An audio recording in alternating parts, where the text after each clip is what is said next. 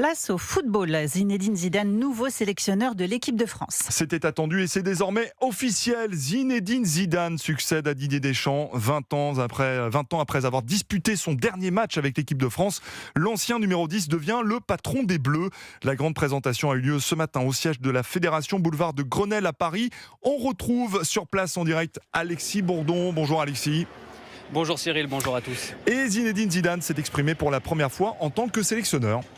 Oui, c'est un Zinedine Zidane très détendu, apaisé et heureux qui s'est présenté devant plus de 120 journalistes totalement acquis à sa cause. L'ancien numéro 10 des Bleus a commencé sa prise de parole en rendant hommage aux pompiers qui luttent partout contre les incendies en France, mais aussi à son prédécesseur Didier Deschamps. Et après 5 ans sans entraîner, Zizou a également confié que ce mardi 28 juillet 2026 était tout simplement le plus beau jour de sa vie d'entraîneur. L'équipe de France, pour moi, c'est la seule chose que je voulais faire. Après mon expérience avec le Real Madrid, c'était la seule chose que je voulais faire, c'est entraîner cette équipe de France. Je l'ai connue gamin, j'ai commencé minime, j'ai franchi toutes les étapes jusqu'à arriver à la sélection A, qui est le summum. Et je vais tout donner pour que cette équipe continue à gagner. Pour l'occasion, le quartier autour du siège de la Fédération française de football dans le 15e arrondissement de Paris a été bouclé.